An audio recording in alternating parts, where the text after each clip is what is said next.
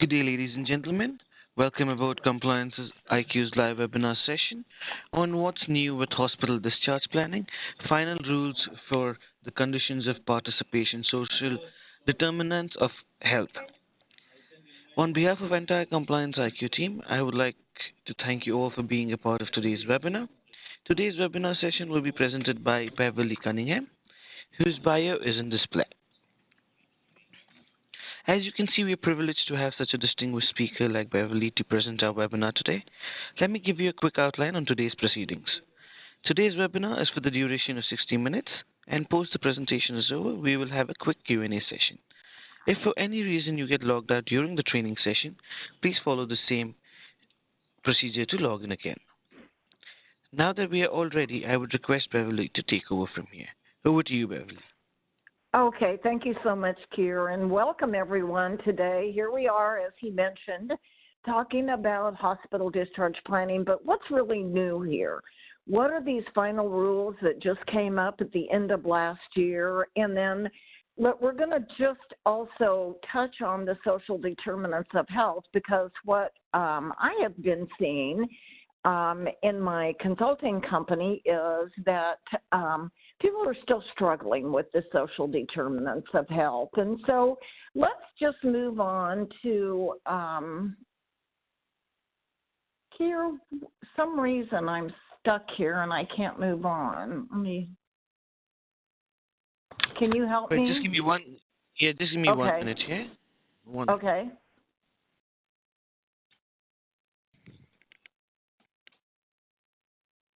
While he's working on that, I'm going to go ahead and move.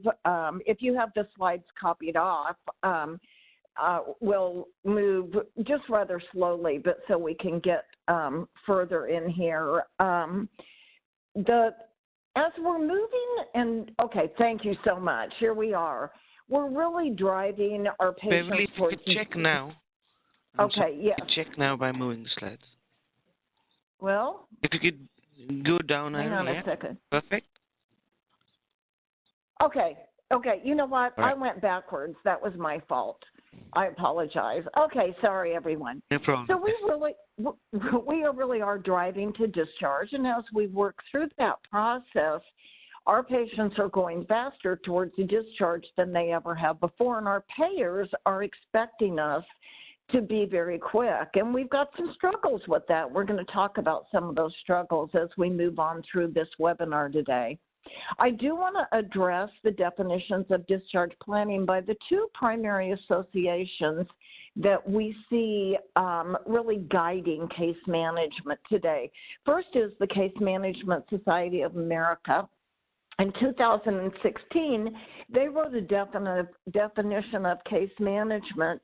And what I did is I underlined those things that really refer to discharge planning. So collaborative process, facilitation and coordination of care, evaluating them, being an advocate, and then communication and available resources.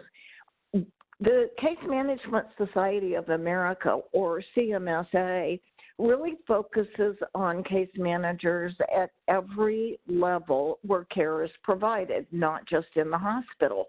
The ACMA, or the American Case Management Association, focuses on hospital case management, and so its definition really talks similarly to CMSA, a collaborative practice model encompassing communication and facilitating care along the continuum. And we have more responsibility than we've actually ever had before to facilitate care across the continuum.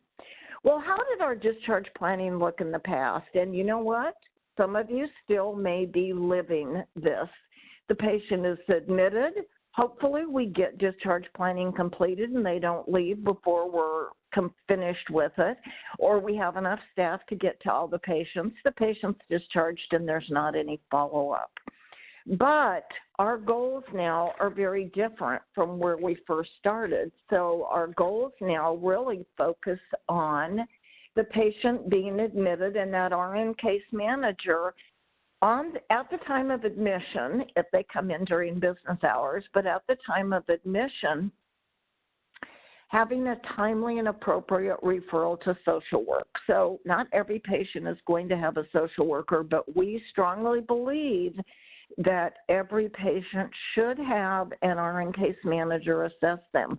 We know that you can have the staff nurse on the floor assess them, but what sort of education and what sort of plan does that nurse on the floor really have when they're busy admitting a patient, trying to get through the paperwork they have to go through, start medications, work with physicians, get orders taken care of? And so can they really assess and really understand the needs of the patient? And I think that many of us would not hesitate to say that's tough. Staffing is tough on the floors just like it is tough in case management departments. And then if we go down that second rectangle there, timely post-acute care planning is started.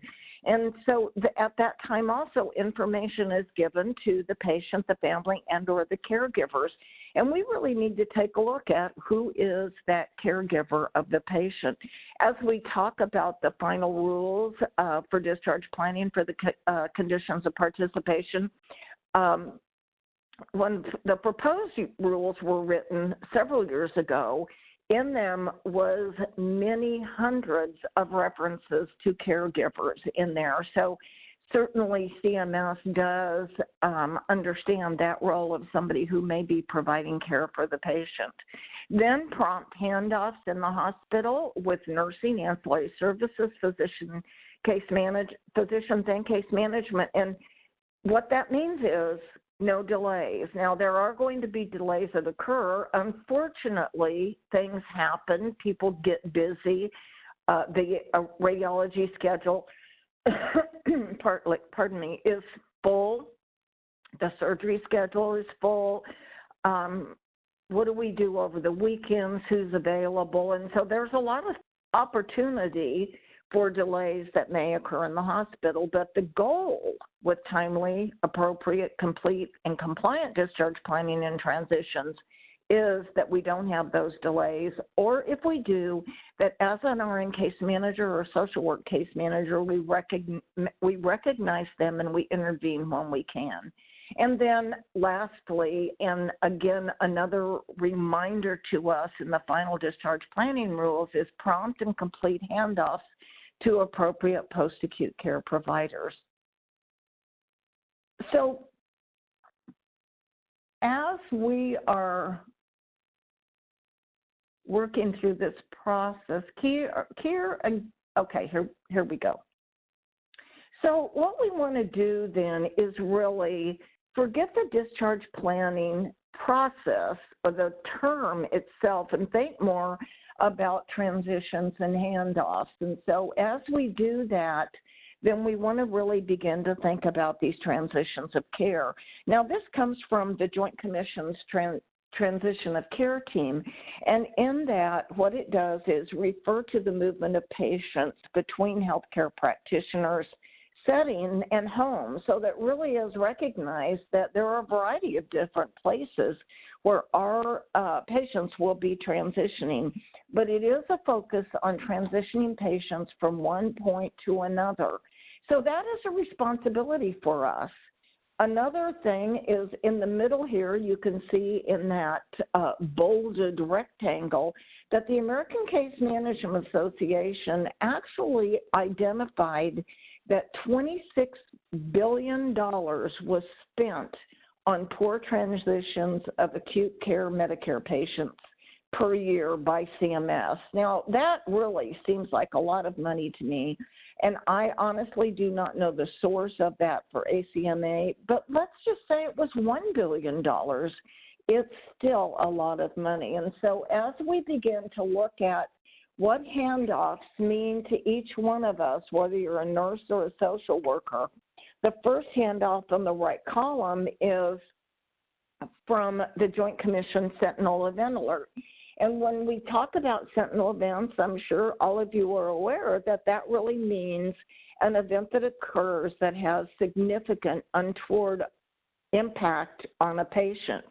And so they recognize that ineffective handoffs do occur and do sometimes result in a sentinel event. And so what they say a handoff is a transfer and acceptance of patient care responsibly achieved through effective communication. We talked about that in the definition, both by CMSA and ACMA. And then it's from one caregiver to another. And the purpose is continuity and safety for our patients. And then below that is from the Agency for Healthcare Research and Policy, and that really talks about clinical handoffs. That handoff of, or that transfer of professional responsibility and accountability for some or all aspects of care for a patient, a group of patients, to another person or a professional group. Now, what we've often thought of as nurses in handoffs is that shift-to-shift report, but we, as staff members and professionals in case management, have our own responsibility. Well, what you need to begin to ask yourself then is part of your assessment and part of your case management process related to the ACMA's transition of care standards. And so what I've done is list the 5 standards that are there. Not all of them are done by case managers or social workers, but there is some responsibility there. Number 1, is your patient at risk for poor transitions? And we know that a patient that's at risk for poor transitions is at risk for being readmitted back to us. Is there a comprehensive transition assessment completed? And that's really where the case manager, along with the clinical medical necessity and appropriateness of care assessment, includes the transitional assessment as well, and then refers to a social worker when appropriate. Perform and communicate a med rec. We don't, that's really not something that we're responsible for, and I hope you're not taking that on. Establishing a dynamic care management plan that addresses all settings through the continuum of care, and again, as it relates to case management processes. And then just ensuring that we are sending, that we are providing that care that's appropriate for our patient as they move through the different settings of care.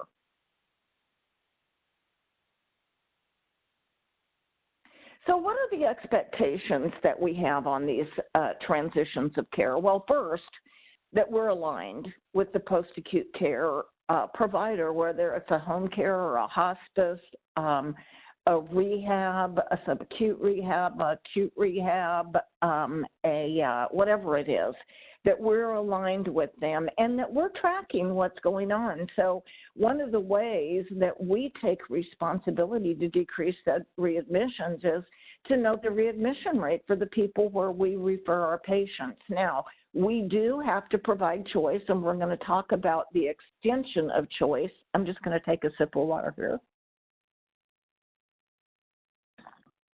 Excuse me, and we're going to talk about choice, but also a part of choice can be the education of the patient to the results for that particular provider.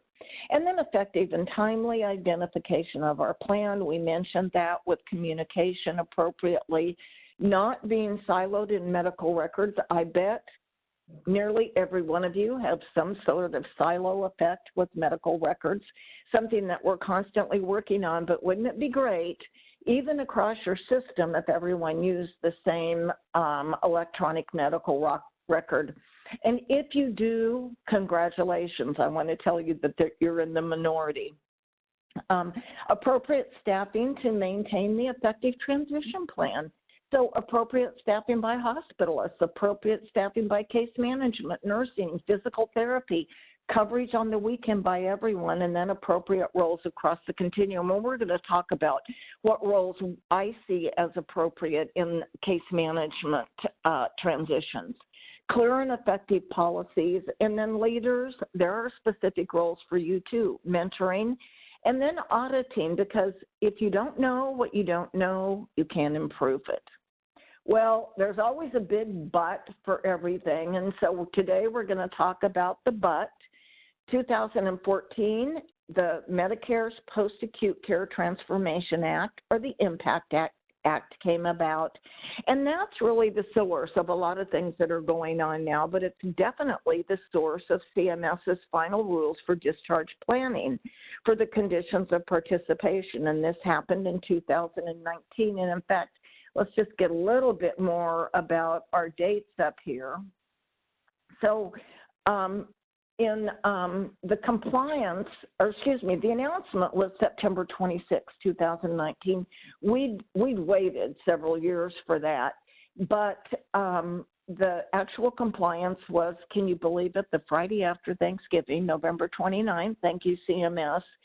And that final discharge planning rule, if you're not familiar with Dr. Ron Hirsch, he's a very well-known physician advisor, used to be with EHR and is now with the company that bought them. And I'm sorry, but I can't right off the top of my head remember what the name is, but nevertheless, he has some great information out there.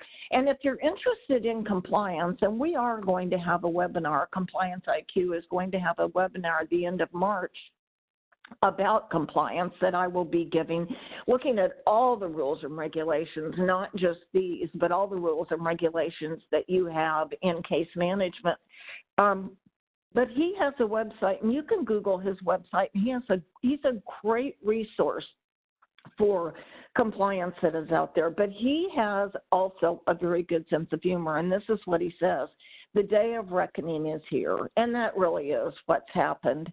This is a law, it's not an option, and discharge planning, according to CMS, is an important component of a successful transition from hospitals and post-acute care settings. And so here we go. We have these final rules. Now, I have given you two attachments. The first attachment I want to speak to right now, and then I'll come back and I'll talk about both of them in a moment. The first attachment are the conditions of participation, and that's where primarily most of the rules and regulations are for discharge planning. We have the Notice Act, so we have the moon that's important. We have the important message. Those are not in the conditions of participation. But the conditions of participation guide every department in our hospital. Two sections of them guide case management. One is called utilization review, and the other is called discharge planning. So those conditions that are written now are still the old conditions, and there's some additions. So I'm going to talk about the additions that relate to case management. Also in this rule, there were some requirements for patients' access to their medical records, but since that's not a part of our case management role, I'm not going to talk about that. But this is important. So RN social workers, you know what? There probably are some of you. I've had some great people who were both RNs and social workers, but let me back up. RN case managers, social work case managers, case management leaders, physician advisors.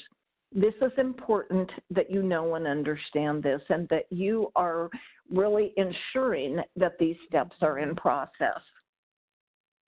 So first, a hospital's discharge planning process must address at-risk patients. And this is not that different from the conditions that we have now, but hospitals must provide a timely discharge planning evaluation of the patient. It must be evaluated and updated, and the evaluation and the plan must be in the medical record, and that's been required. The evaluated part is important, especially when you have a change in your patient status, a return to surgery, a complication of some sort. And we in our company worked with a hospital that did have a site. They were cited by the Joint Commission, who was doing their validation, their accreditation survey, and they were cited because a patient went back to surgery, and when they came out, there was not an updated evaluation of the discharge plan. Now, it may be that the discharge plan hasn't changed, but nevertheless, it still means that that patient needs to be evaluated, and we must document it. And it goes back to the old saying years and years ago that I heard as a staff nurse that, honey, if you didn't document it, you didn't do it. And so it's critically important. The second thing is a big change. We've always had choice for a skilled nursing facility, SNF, or a home health agency, HHA. But now this has been added in that we have to look at the likelihood of a patient needing a SNF, a home care agency, rehab, or a long-term care hospital. And so choice comes in for those four, and that'll be in just a couple of moments. Next slide.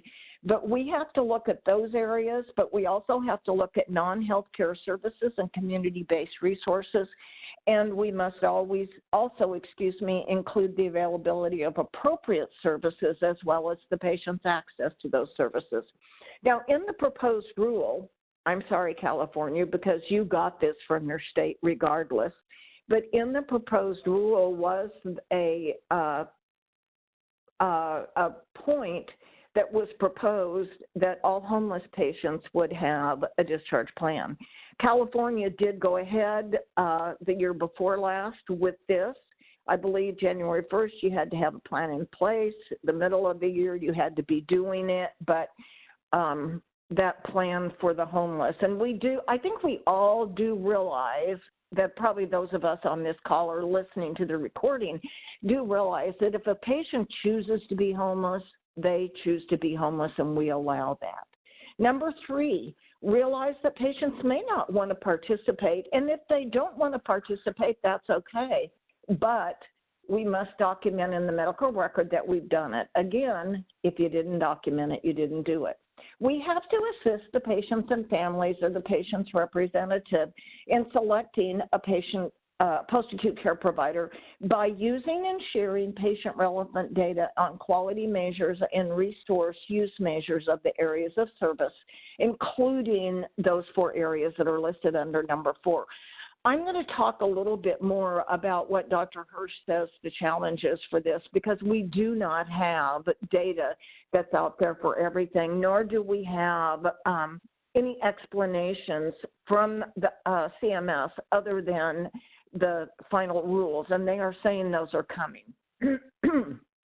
A list must be provided for skilled nursing facilities, home cares, rehab, and long-term care hospitals that participate in the Medicare program and serve the geographic area of the hospital or the geographic areas requested by the patient, and we have to document that the list was presented to the patient or the patient's representative. You don't have to have the list signed, but you do have to have a list. You have to share it. Many of you are in your case management software that goes into the medical record. You are having a drop-down box where you can check that you did provide that. And leaders, you should be auditing that because that's part of compliance for which you are responsible. Now, the staff person is as responsible as anyone else, but you are responsible for making sure it happens. The buck stops with you. And then information provided must be aligned with the patient's goals and treatment. So the only way we know their goals and treatment is asking them, documenting it, and seeing how we can align that with the discharge plan for them. CMS expects providers to include freedom of choice for their patients or their representatives, and they also do expect, as in the original conditions, that if we have a financial investment in any of the entities on the list, that we do provide clarity and transparency in that. And then last, when patients are discharged from a hospital, all of the medical information should go, including their goals of care and their treatment preferences. So things have changed a little bit. It could have been a lot more comprehensive, and I will tell you, the proposed rules were not bad, but they would have been very difficult to implement. For example, one of the proposed rules that every patient who had any sort of sedation should have a discharge plan written in the medical record. So, just example. Now, what are some of the challenges? Well, the assumption that we can find quality and resource information on the CMS Compare website is wrong because rehab and LTAC outcomes aren't there. And this is what Dr. Ron Hurst said, and this is where his sense of humor does come in a little bit. It's not an easy process. If I search for the SNFs on my zip code on the SNF Compare, I get a listing of 10 facilities, and each has a star rating for quality.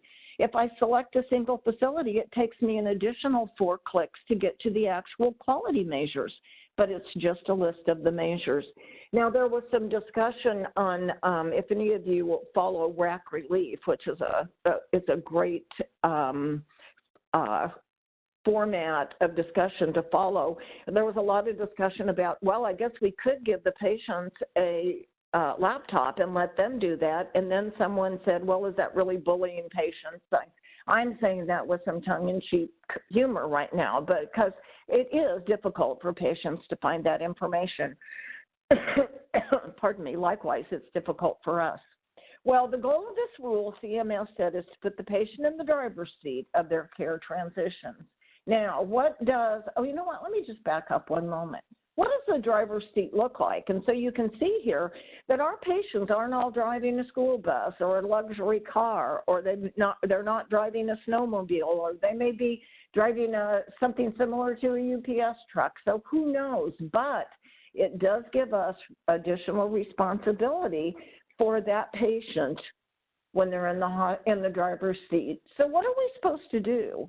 Well, let's look at our process first. So the first part of the process is that our in-case manager, on admission, assessing the patient and beginning to look at the post-acute care destination expectation. Now, my business partner, Tony Sesta, does firmly believe and has done some studies on this, that 80% of the time when you identify the post-acute care destination, you're going to be right. So that's important. We share it with the social worker if we need their involvement in the plan.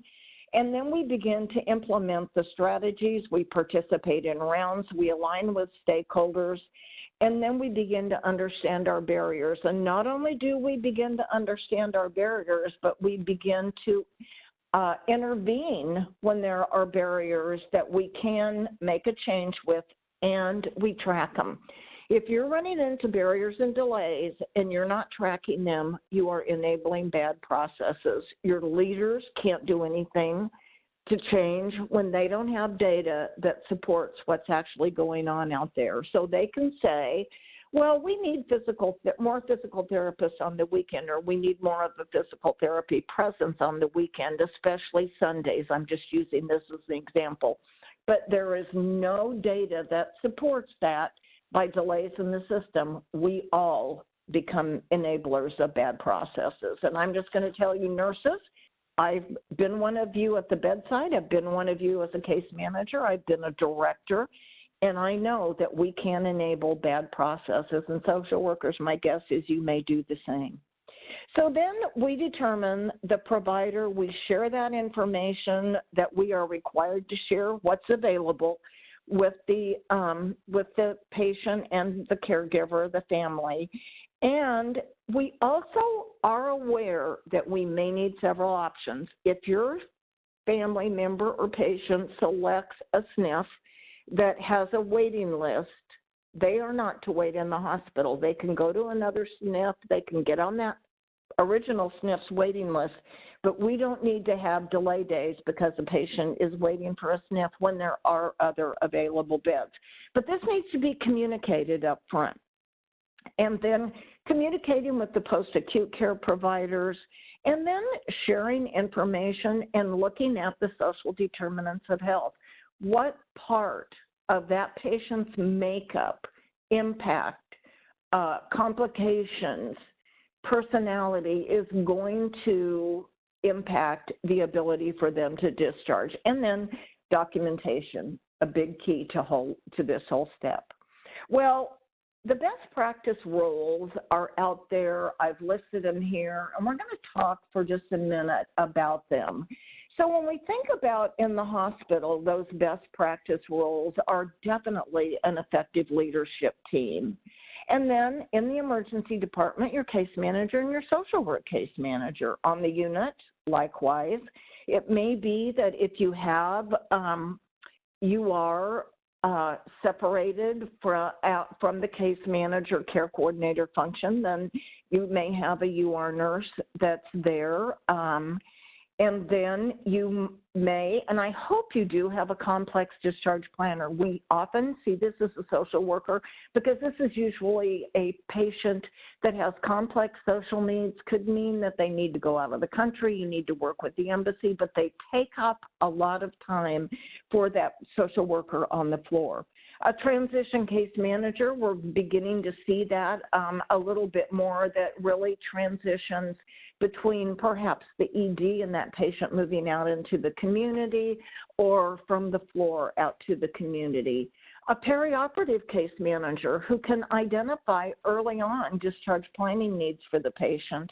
And then I just want to make sure that everyone understands there are so many clerical steps in our processes. And so a case management extender, an expediter, someone who can do the clerical support for you professional staff, so you can work at the top of your license and not at the bottom of your license, because I don't even think you require a license to do some of those things. Now, I do want to say, if you are teaching the extenders to provide the list and discuss that with them, or you're having them explain something that is a part of compliance, whatever it is that you're having them do, you still have responsibility. You still have the authority over what they do. And so you need to be a part of that process. So ensuring that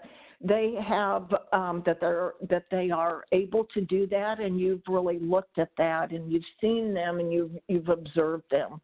Now, these are some roles that you may see post-acute care. So I just listed several across there. I'm not going to go in depth on them, but just to remind you that some of those, and some of you leaders may have responsibility for case management across your system continuum. You can have some of those similar roles there. Well, let's talk a little bit now about what are some strategies that we have. And so you begin to think about who is your team? Who are you going to collaborate with? I hate ending a sentence in a preposition, so I did it though. But who's your collaboration team? And so I've listed, you may have a different one, but each of you, social work case manager, RN case manager, think about who your team is, because that's who you're going to be collaborating with and working with as you're moving this patient through the continuum. Every one of you needs to have a sense of urgency. Let's tell just something that's both true and a little bit of humor. So this comes from the Journal of Hospital Medicine in January of 2018. Now, this is from the Hospitalist Society. And the title of this article was Predicting an Acute Surgical Patient's Suitability for Discharge. And you've probably been looking at this. And the suitability determination was the use of a smartphone.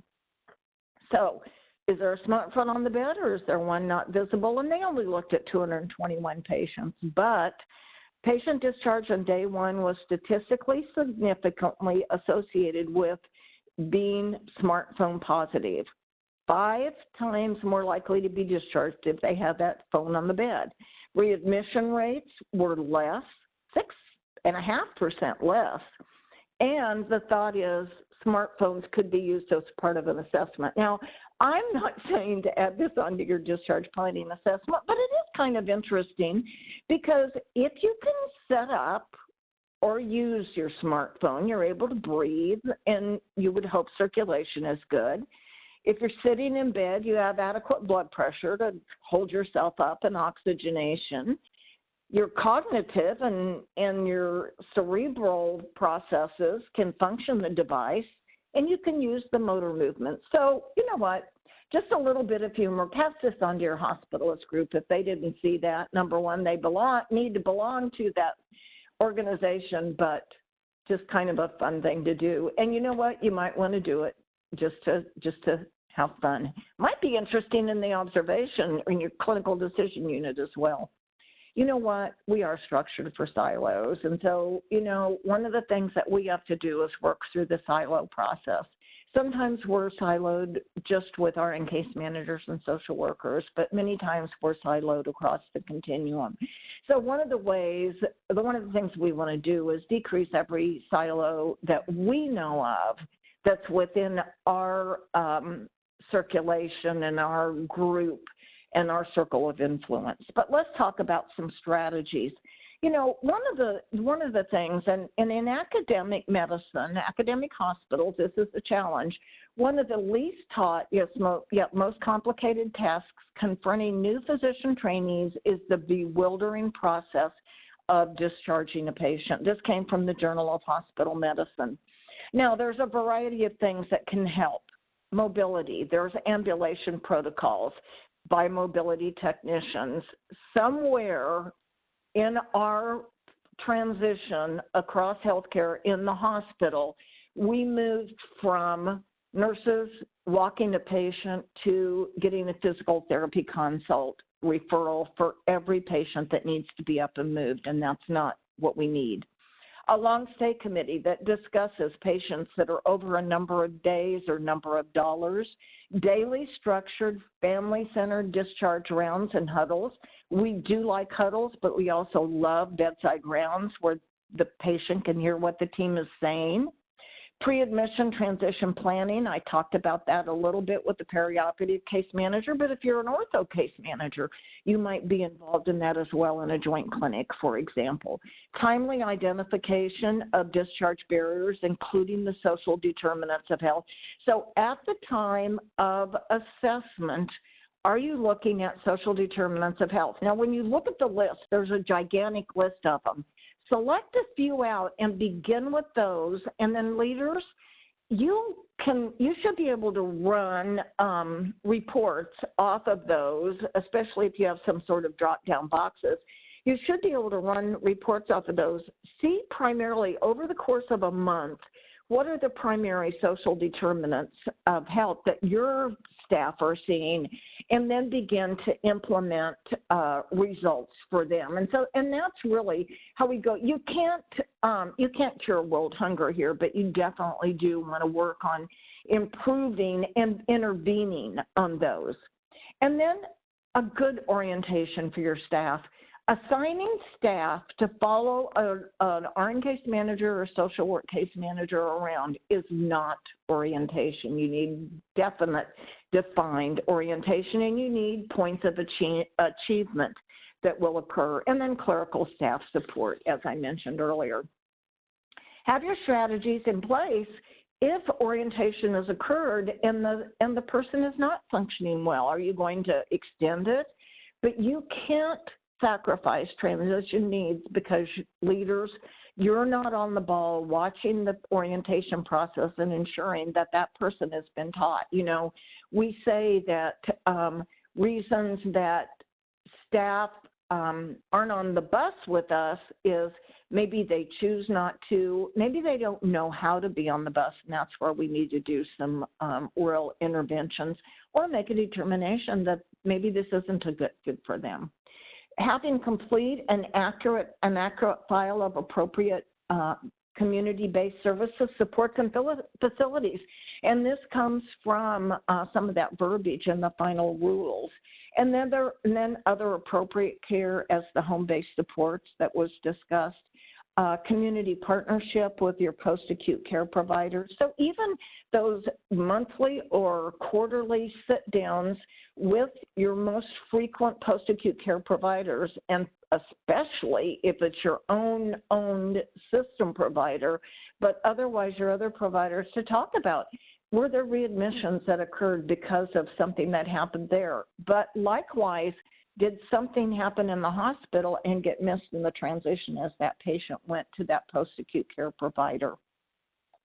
So that's where the feedback in both directions occurs, and then analyzing readmissions and readmission risk.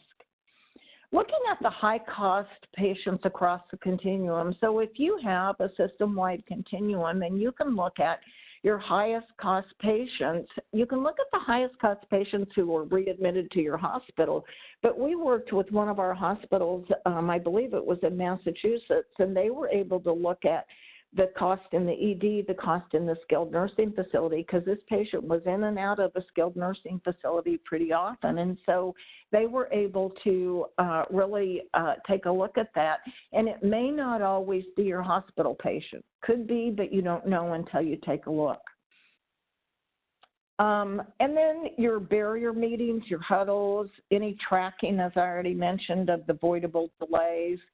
Take credit if you intervene on a delay where a patient would have been discharged today, or would have had to wait for a discharge for 1 or 2 days, or would have had to wait over the weekend and you intervene.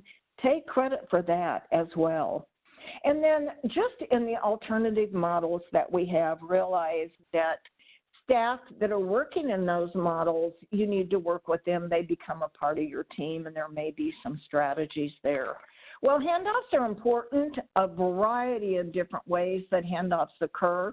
What you don't want is this representation of these two people in this picture here, where one thinks they're really clearly saying what's going on, and then what the other one hears is a little bit of mush.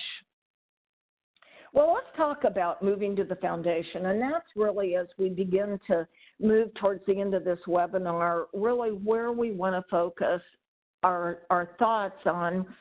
I've talked about strategies. I've talked about the discharge planning final rules for the conditions of participation, but none of these strategies are going to work if we don't have a foundation that's there. And your foundation is the involvement of your team, and not just the team in case management, but the entire team. And so leaders, sometimes that may mean that you sit down with the director of physical therapy. Sometimes that may mean that you have to sit down with the leadership of a nursing unit or a CNO or another kind of leader in nursing, or they're sitting down with you, or finance. So the interdisciplinary team involvement.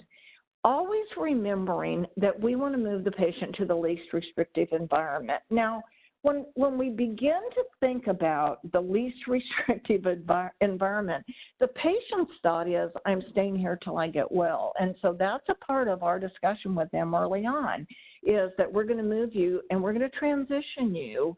And sometimes when you take the word discharge out and just talk about transitioning a patient, it really helps them understand that this is where they can go to get the best results. The patient and family are included timely, as well as the fact that they're educated, that we do have a safe discharge plan. Sometimes we do have to delay because we don't have a safe plan. And then the other thing that we have to remember is the patient's benefit plan is going to drive the discharge plan along with choice.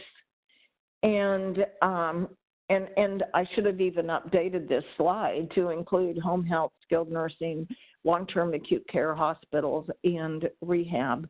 But a reminder, so yes, we give choice, but if a patient is in a Medicare Advantage plan, then they gave their choice to the plan. If they don't want the choice of a skilled nursing facility where the plan has a contract, they can pay themselves. They do have that choice, but I don't know of very many of our patients that can avoid that. And then lastly, in our foundation, leaders, all of us, what's out there? You know that there are some things that are coming down the pike because we're looking for the newly written conditions of participation and some explanation from CMS. When we tell the patient, and I'm reading from the middle of this slide, just a minute, let me take a minute. Pardon me. When we tell the patient and family they are being discharged, it should happen safely, efficiently, predictably, and with empathy. Another quote from the Journal of Hospital Medicine. In fact, I was just thinking, I'm not going to subscribe to that society or that group anymore. I thought, I need to cut some costs. I'm not subscribing, yet I'm seeing some really good things come out of their publications. So when we begin to look at that, then we have to think about barriers. And so is mobility a barrier? What are we going to do about it? The social determinants. So, for example, the high-risk, frail, older adults with the cognitive impairment and policy pharmacy or low health literacy is right at the height of social determinants of health. The patient's ability to obtain, understand, and use basic health information and services, 26 to 36% of adults. So it's a challenge. And that's not just aged people, but it's adults. Maybe department delays that we have, delays by the payer. We see those delays in payers finding a skilled facility, getting back with you when you're waiting on discharge planning, delays by patients, family, caregivers. Sometimes it's decision-making delays. Sometimes it's trying to figure out where they want their family member to go when they live 1,000 miles away. Physician practice delays, nursing and ancillary service delays, and then post-acute care provider delays. Well, we can't take the patient after 2 o'clock, whatever the delay might be. Other barriers that are out there include some of the academic hospital-specific delays. And so I'm not picking on you, academic hospitals. We've worked with several lately, but we just know that with the volume of physicians and the decision-making not always being the person who rounded and documented in the chart at that moment, may not be able to make that decision to discharge or for the next step for that patient. There are some delays that occur. Staffing, whether it's somebody calling in sick, someone on vacation, weekend delays, weekend admissions, getting the care that's needed immediately, weekend physician coverage, lack of 7-day-a-week patient care and diagnostics, and then all of the delays that we might have, delayed escalations to the physician advisor, either us delaying or the physician advisor being delayed in response. We all have to have a sense of urgency. And so whenever I look at a barrier, I have to say, is there a sense of urgency? And then state-required discharge planning requirements. And I already mentioned, for example, California. I believe Massachusetts has specific discharge planning requirements as it impacts veterans. So that's not the only ones that are out there, but just know that you may have some in your state as well, and we understand that. When we're thinking about dealing with our skilled nursing facilities, because we do send a lot of patients to skilled nursing facilities and need to track what percentage of your patients are going to skilled facilities and then which facilities are they going to, it does really require great relationships. And leaders, we really need you to be involved with those relationships and looking. I really already discussed this, but really talking about understanding the root cause of any issues that happen when a patient is readmitted back to us from that hospital or from that facility, or if there's a situation of a patient that we sent over, and making sure that we have good handoffs. And handoffs are not just nurses, but they're doctors, they're hospitalists, there's case managers as well. Another thing that we must remember is we have to have policies. You can't hold somebody accountable for something that's not written. However, ensure that what is written is what is expected and then what is being done. And that's part of how you hold your staff accountable. One of the proposed rules in for the discharge planning changes to the conditions of participation was that there would be a discharge planning policy that would go to the board. And so you would, what I would encourage you to do is have a discharge planning policy, make sure it's current, appropriate, your staff knows what it is, send it to the Utilization Management Committee. I hope you're not calling it the Utilization Review Committee. Let them review it. let it go to MedExec and then on up to the board. I think it's important that people and those people that have governance of our hospitals know that this is what we do and we have a policy for it. Now, back to the handouts that I gave you, the 2 attachments. So the first attachment is the current conditions of participation. And there's nothing in there that's bad that you would stop doing, but there are some additional things that you would do, including the choice and including giving patients, families, and or caregivers the results that are related to that facility or that particular agency to where your patient's being discharged. So compliance is important. The conditions of participation really are only one aspect of compliance. But the second attachment I gave you is the discharge planning worksheet that CMS surveyors would use if they came into your hospital. So every agency that accredits hospitals, whether it's the DNV, the Joint Commission, I think there's a few other small ones out there, most of your hospitals give them what is called deemed responsibility to review the conditions of participation and follow them.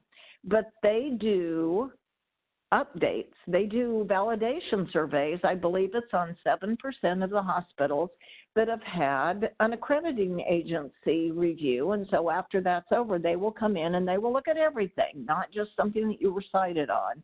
And so if they should come in right now, that's the worksheet that they're going to use. That's what they're looking for.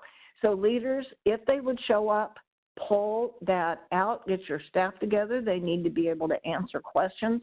That documentation needs to be in your policy. So just use that now to ensure that you're ready for them and that you're doing the right thing. Other compliance aspects of discharge planning are the important message. Now, we do know that there is a change in the important message, 2 changes each year. It's updated. Sometimes it's only with the year on it, and you have until April 1st to be using the new one. But in the important message, 2 things that you must follow. Number 1, on a Medicare Advantage plan, because the important message is for both Medicare and Medicare Advantage beneficiaries. On the Medicare Advantage patient, you have to put the number that the patient would need to call to appeal their discharge. Now, because the important message is that you have a right to appeal. Now, here we go. Where are you going to find that number? And it's probably on their card. Where's their card?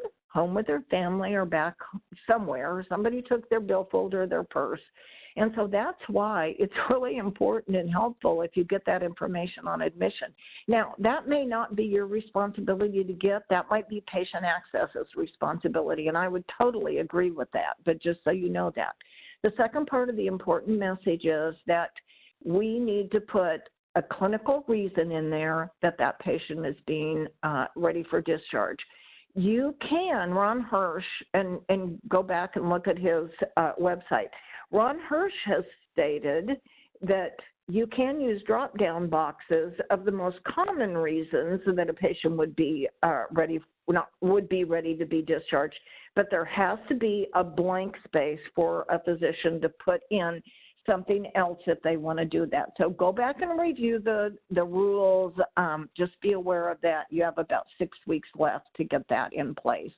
And then the notification from the Notice Act, the Medicare Outpatient Observation Notice.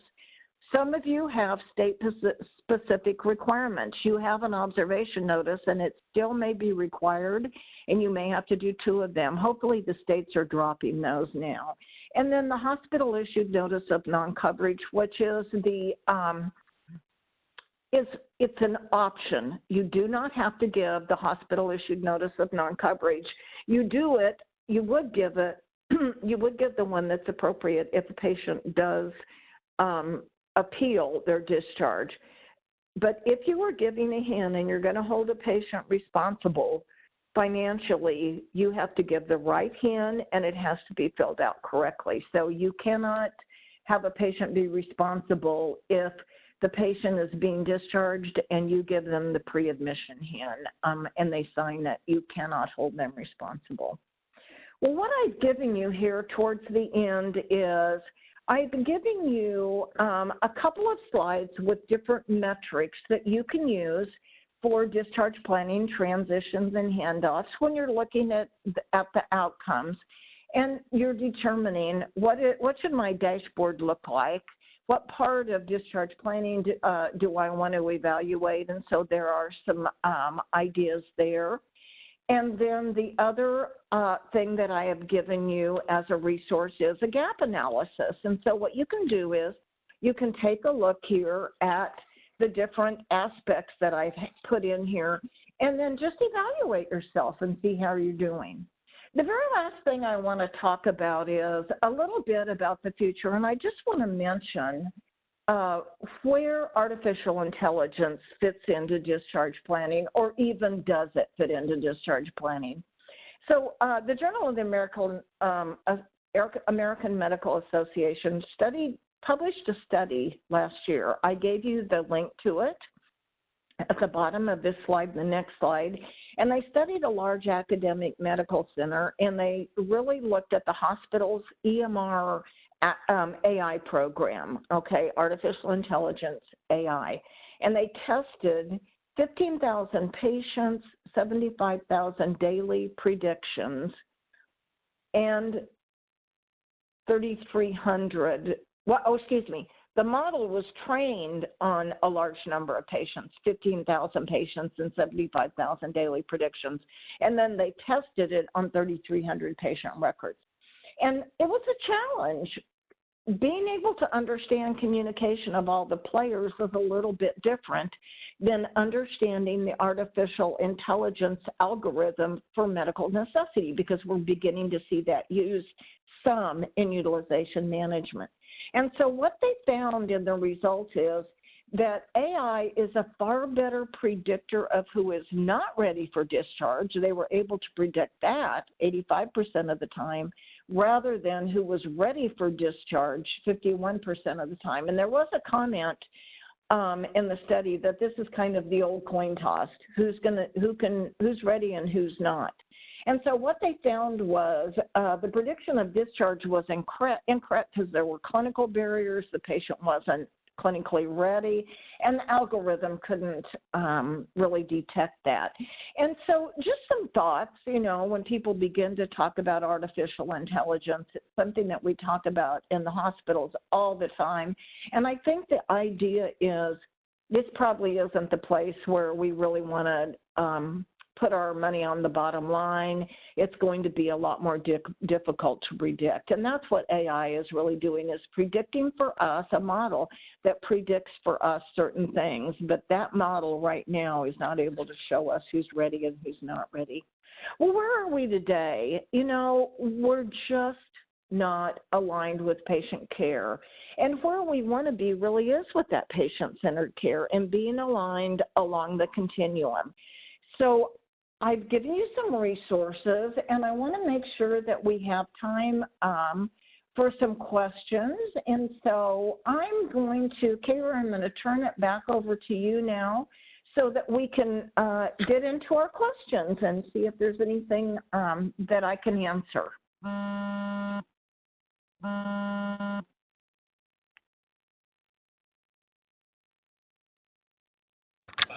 Thank you for the wonderful session, Beth.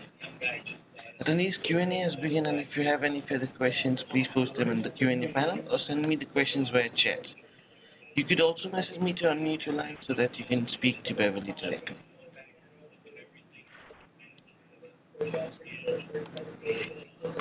I'm not seeing any questions right now in the chat. That's right.